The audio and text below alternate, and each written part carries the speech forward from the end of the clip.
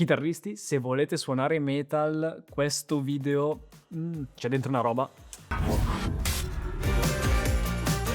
Sì, lo so, è un altro video in cui parlo di metal. Lasciate un bel like e iscrivetevi al canale se vi piace e anche se non vi piace, perché questi consigli poi alla fine sono utili un po' per tutto. Perché sì, è vero, in un video come questo che state per vedere do dei consigli specifici, ma questa cosa dovrebbe condizionare un po' il vostro approccio in generale ai generi musicali. Quindi un'occhiata male non fa. Parlo di metal perché è uno dei generi musicali a cui io sono più vicino. Con la mia band suono quella musica lì, ho sempre suonato quella musica lì, mentre studiavo anche tutto il resto, ma il mio cuore è metallaro, non c'è niente da fare. Ora, mi sono fatto mandare una chitarra dai ragazzi di Musical Store 2005 per parlarvi di una cosa che tanti danno per scontata, ma non lo è. Cioè, vi ricordate, poco tempo fa ho fatto un video sui pick-up EMG, nello specifico l'EMG 81.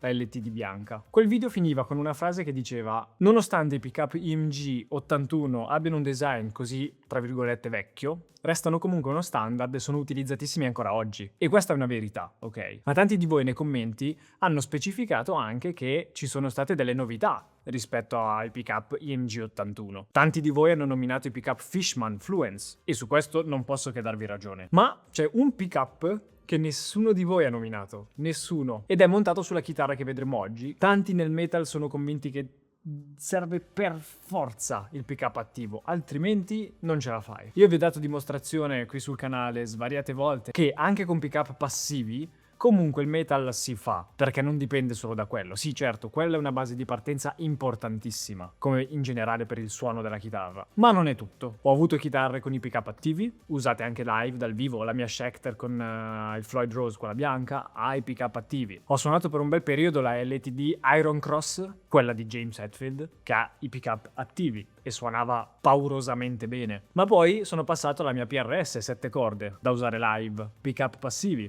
La chitarra che avete visto nel video di lunedì che ho usato live con la mia band, pick-up passivi. E questo video nasce da una domanda che mi sono fatto: ma esiste una via di mezzo tra i pick-up attivi e pick-up passivi? E la risposta è stata sì. E tutto è arrivato insieme in un colpo solo, perché Ibanez nella sua linea 2025 ha usato questi pick-up e la mia lampadina si è accesa. Nello specifico questa, che è una Ibanez RGRP 620, solito codice fiscale, ma vogliamo bene ad Ibanez anche per questo, monta dei pick-up che sono particolari. Allora, intanto parliamo un attimo della chitarra, che è clamorosamente ben fatta. Uno, si capisce solo a guardarla. Si rovina anche solo a guardarla, perché questa finitura nera opaca è stupenda, ma mi sembra molto fragile, come tutte le chitarre nere opache che ho provato qui sul canale. Fascia di prezzo intorno ai 1.000 euro, quindi una chitarra seria, già bella. Tasti fatti bene, tutto sembra in ordine.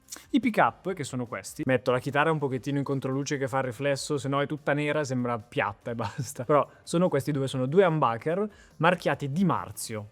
Io mi devo soffiare il naso.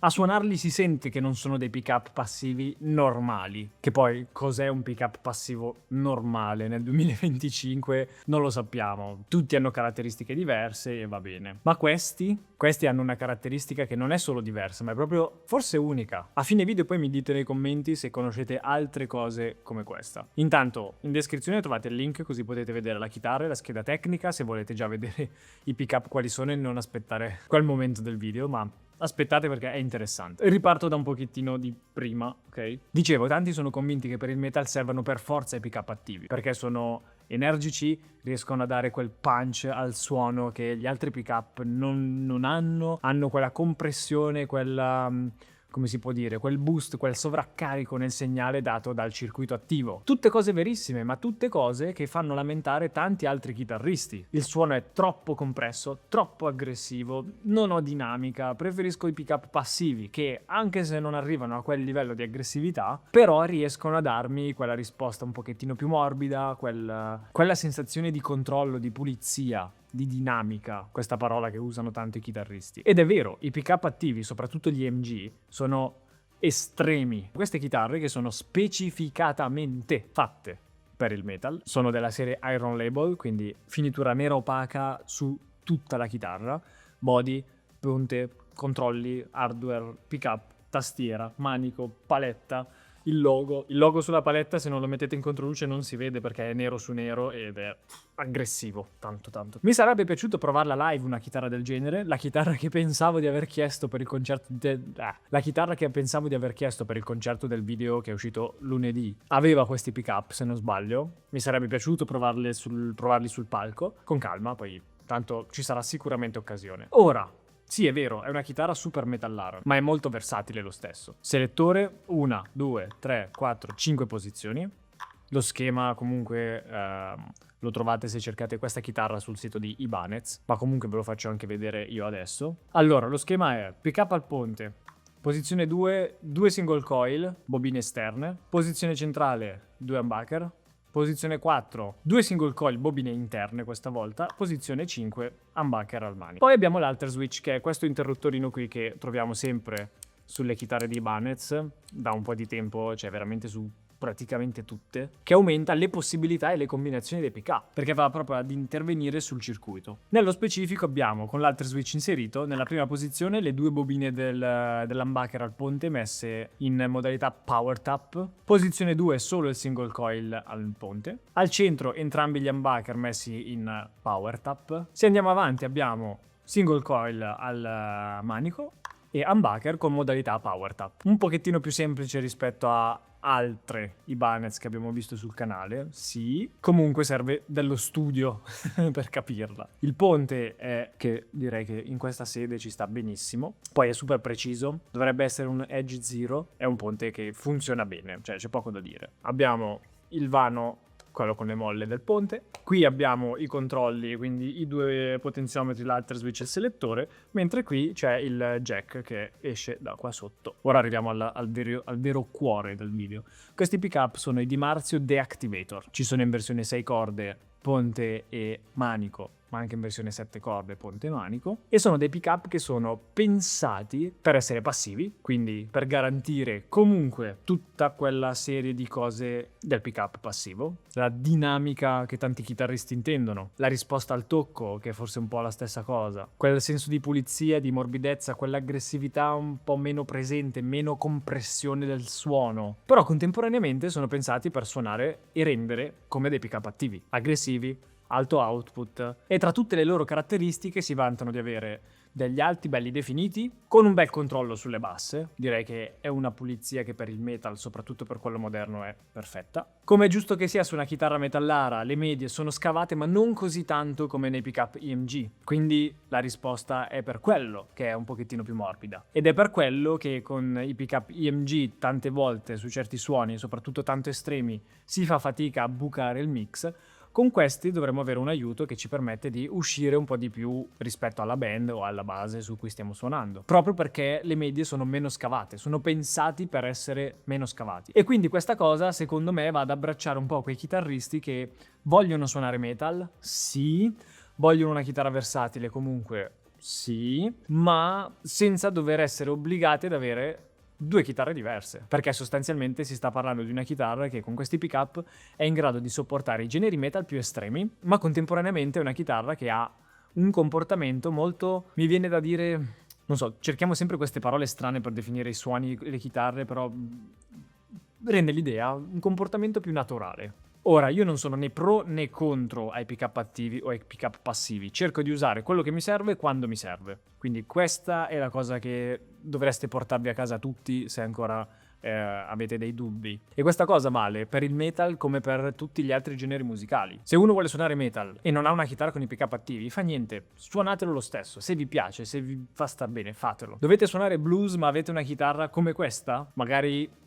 con i pick up attivi perché avete sempre suonato metal e vi siete riscoperti dei bluesmen perché vi piace quella musica, vi divertite a suonarlo, fatelo lo stesso. Anche perché alla fine la chitarra si conta tantissimo, i pick up contano tantissimo nel suono di una chitarra, ma che conta di più di tutti è non tanto la mano del chitarrista quanto la testa, secondo me, perché tutto parte da lì. Se uno ha in testa il suono, lo pensa, lo ragiona, riesce ad arrivare al risultato e sa come arrivare al risultato, questa cosa poi si trasmette alle mani, che si trasmette alla chitarra e la cosa esce. Ed è questa la cosa che spero di dimostrarvi nelle demo audio, oltre al fatto che questa sia una chitarra estremamente aggressiva e performante.